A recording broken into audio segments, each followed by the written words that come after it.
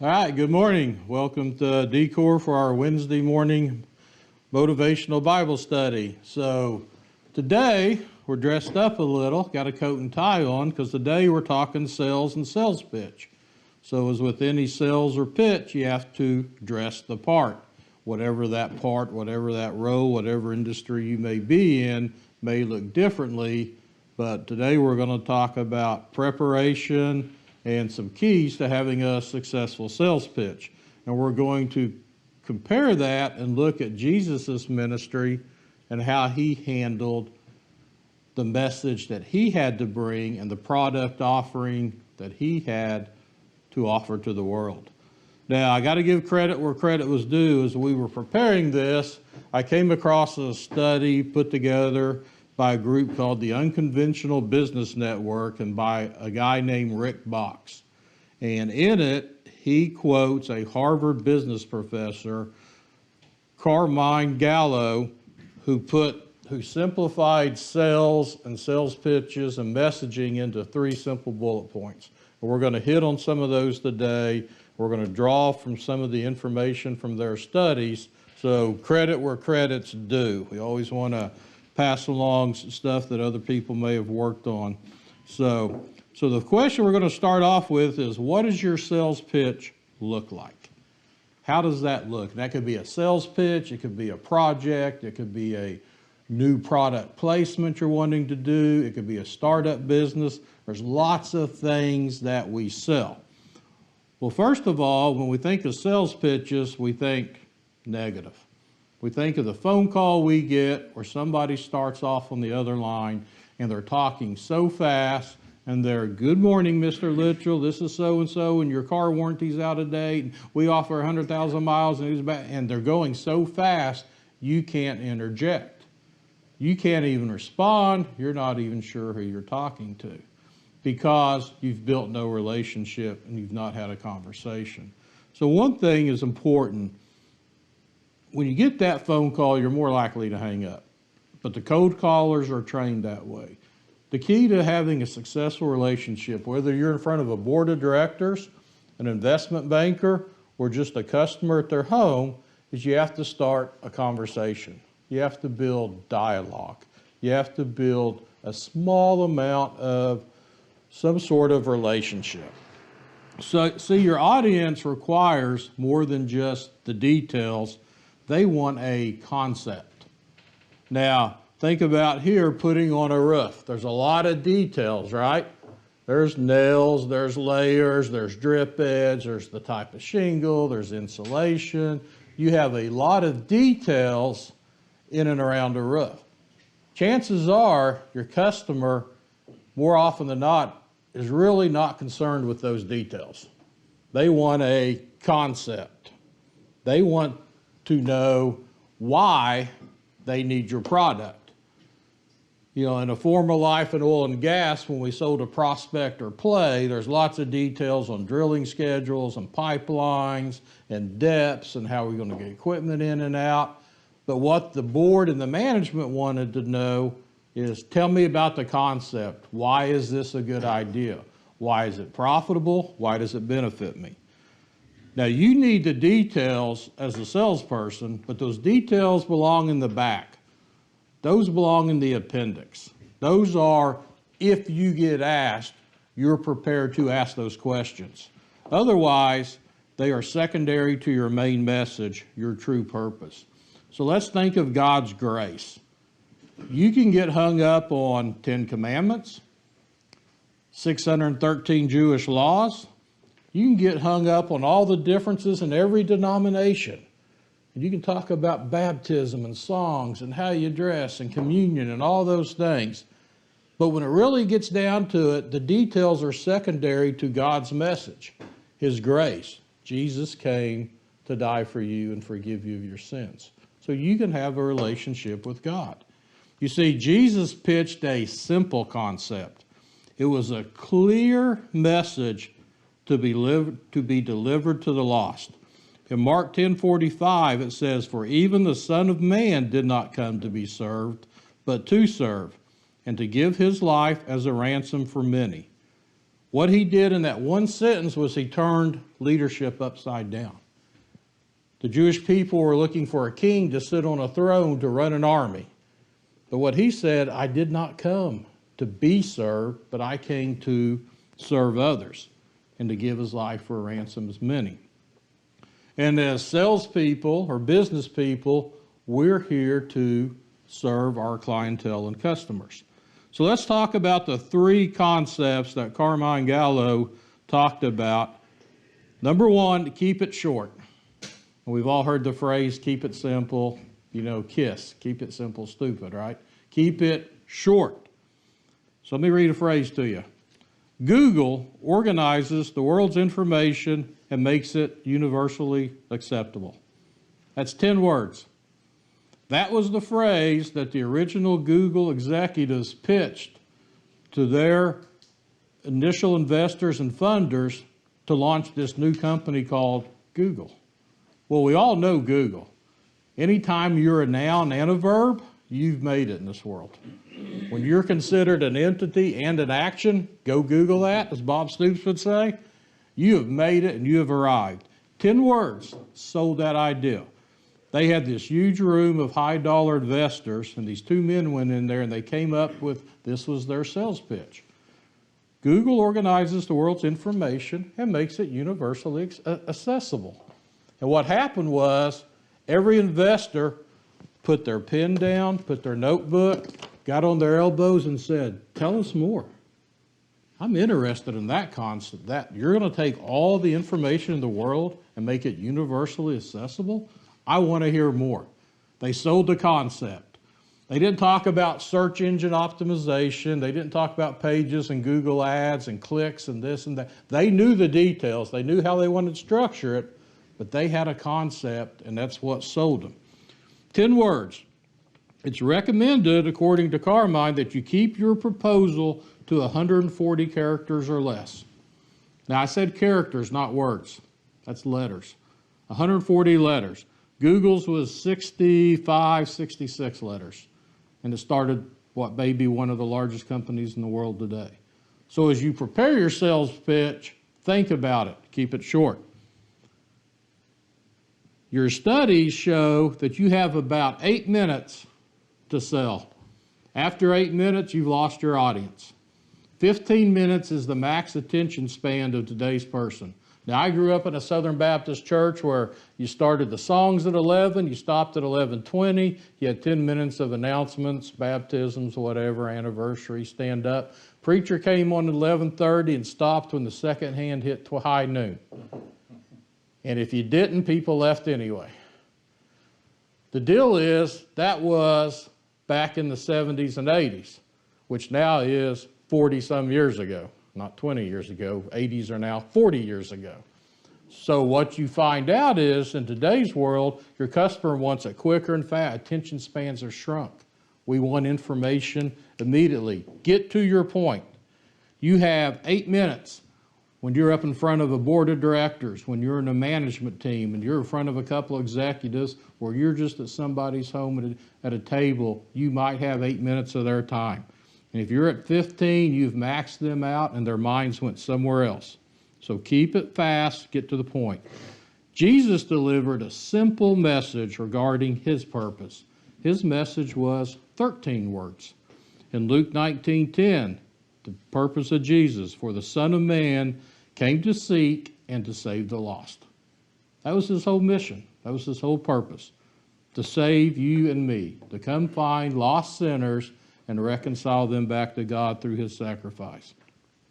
Luke 19:10 is 13 words, and it sums up the entire sales pitch that Jesus had. And Jesus had to sell his mission because as humans we're inquisitive. What's in it for me? Well, why do I want to be saved? Why? We ask questions. He had to sell the concept. When you're selling a product called salvation, you would not think that's a hard product to sell.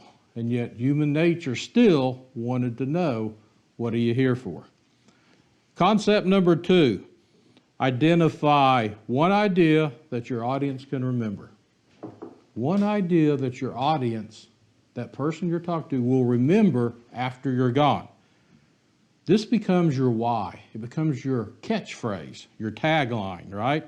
Focus on your customer's needs and attach that idea to your customer's need. Who remembers the Apple iPod? Okay, this week is the 20th anniversary of the Apple iPod. It was released on October 23rd, 2001, 20 years almost to today. The Apple iPod was one of the first MP3 digital players that played music. Fact, what was their tagline? When they went to management, when they went to the board, the developers, their phrase was this: 1,000 songs in your pocket. You might remember all the ads and all the signs when they used to have these Apple store. 1,000 songs in your pocket. That was it. We're going to put 1,000 songs in your pocket. Well, people start going, well, how are you going to do that? What's 1,000 songs look like? You're going to put it in my pocket? It's 20-year anniversary. I remember working on the farm with my dad, and we had the old black transistor radio with the antenna that you had to swing around trying to get a reception. And you had a volume, you had a tuner, and you had a squelch button. And no one knew what the squelch button did. We don't even know if it did anything. I guess it was supposed to phase out something, but you always had that squelch button, and no matter where you turned it, nothing changed, but you had one. Now what happened was a product called the Walkman came out. Sony introduced the Walkman, and you could take a cassette tape. And half the people in this room are like, what's a cassette tape and what's a Walkman? Because they've never seen or heard of it. But it was a digital device, bigger than this phone, almost the size of a Bible. You took a cassette tape, which used to be a device that had music, and you would slap it into this Walkman, and you had headphones, not earbuds. These actually covered your ears, and they had a wire. Wireless wasn't around back then. We're talking old school. We're talking 30 years ago. We're talking 80s. Okay, we're talking parachute pants and MTV. And you had a wire that ran to this device that you could clip on your side. And you could walk down the neighborhood listening to REO Speedwagon. And you could just keep on loving you, baby, because that's all you want to do. Because you knew it. And if you wanted to go jogging or exercise, you could clip that onto your tight running shorts, plug in ZZ Top, and go down that neighborhood because you knew every girl's crazy about a sharp-dressed man. And you had it right there with you. Now, here's what happened. Problem is the Walkman pulled your pants down. You had a cord, and it was big and bulky, and you were doing all, and you were limited to a small set of songs. So let me tell you some stats about the iPod. The iPod was introduced October 23rd, 2001, exactly 20 years ago. It was released 8 months after iTunes was announced. Amazing that you would launch a product 8 months after another major product. Oh, that this product happened to benefit and use that product. Brilliant. 5 years later, on January 7th, 2007, Apple released quarterly sales report that shocked the business world. They announced quarterly, that's 3 months, sales of $7.1 billion with a B dollars. And 48% of those sales were directly related to the iPod. That's $3.4 billion. So if you could create a sales pitch, 1,000 songs in your pocket, that later is 48% of your quarterly revenue, that's $3.5 billion, you probably had a pretty successful sales pitch. That would be nice. What if you could do that today? You could create some product that 5 years from now is 48% of your company's total quarterly sales.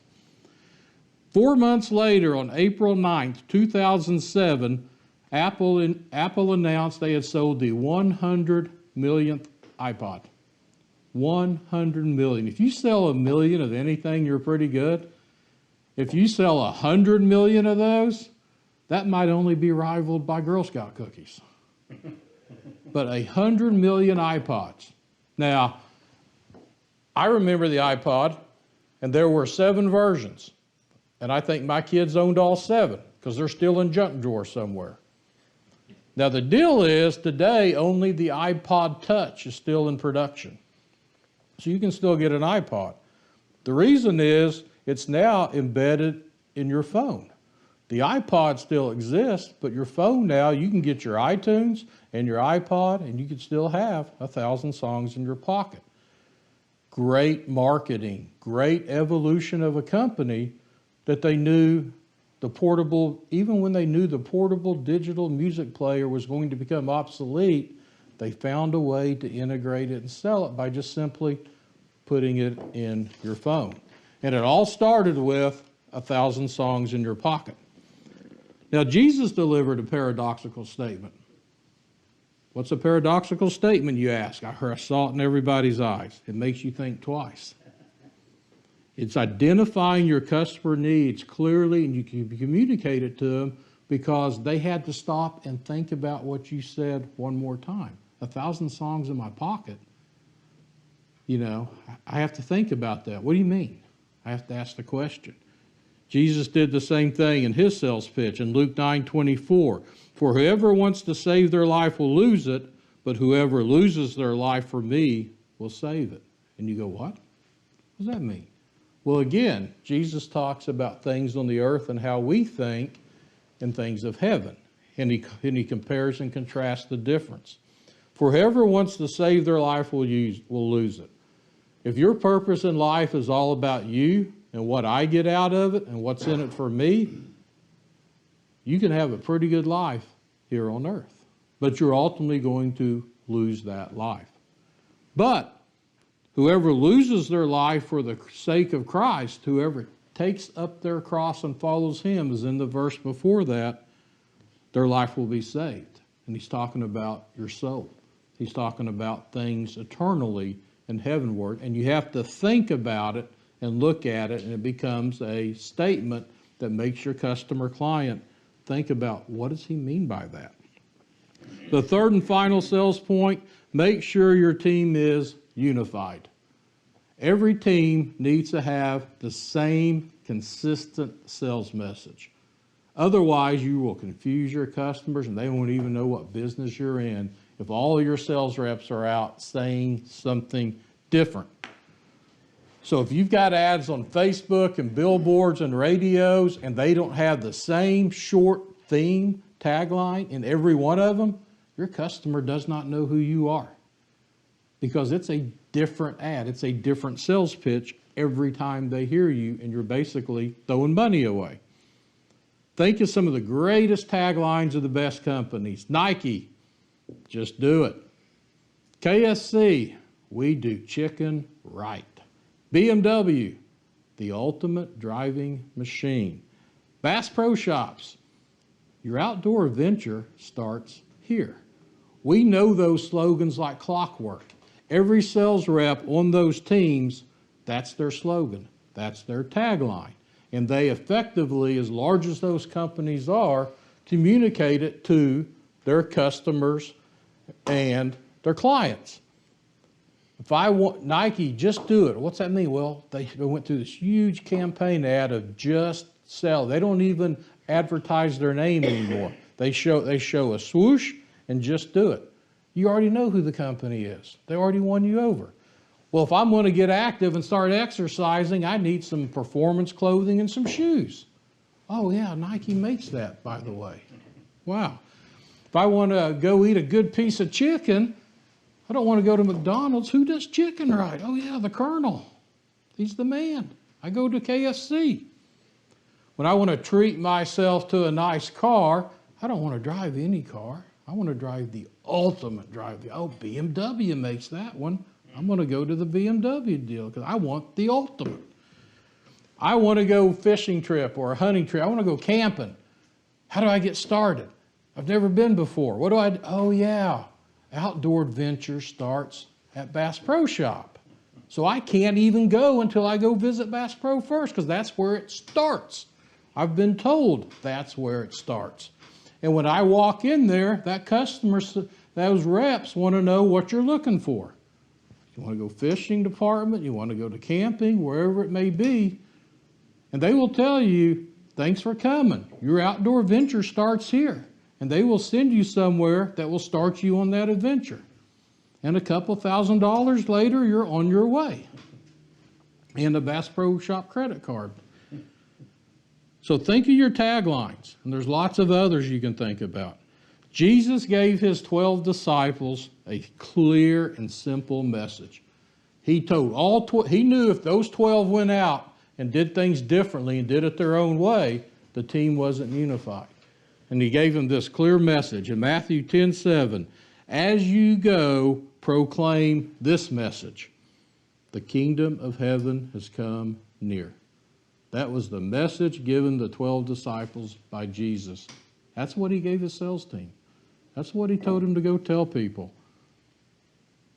7 words. The kingdom of heaven has come near. He's telling them God's glory is here. The kingdom of heaven has now came to earth. And through Jesus Christ, we can be saved. We can accept that product. So in conclusion, to wrap all this up, the key is, before you tackle any of these, preparation. You have to be prepared.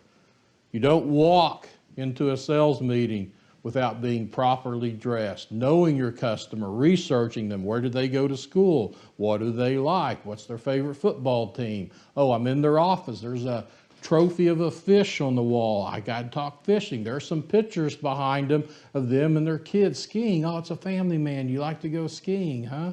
You learn something about your customer client to build the relationship, and you prepare yourself.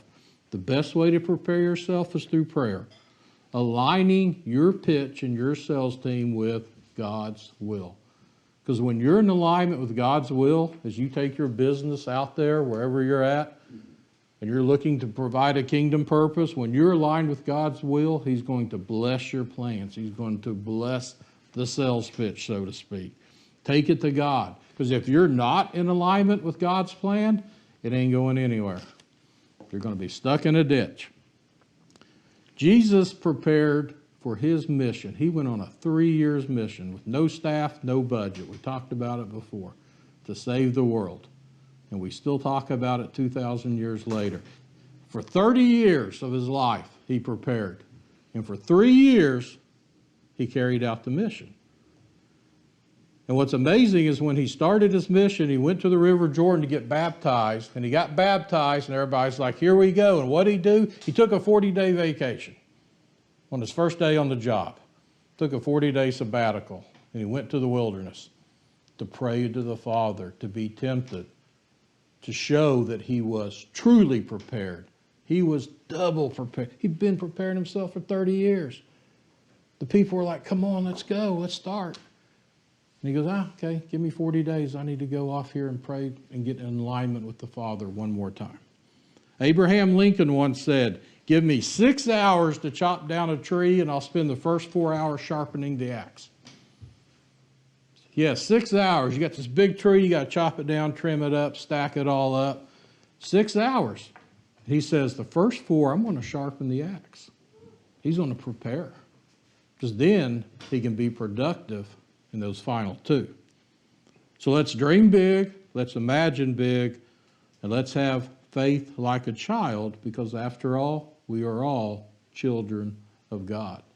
And as you prepare your teams for that project, that management meeting, maybe it's that startup business, maybe you're looking for funding, maybe you got a new product you want to release, or you just need to go see a customer and sit down at the table with them and pitch whatever it is you have to offer.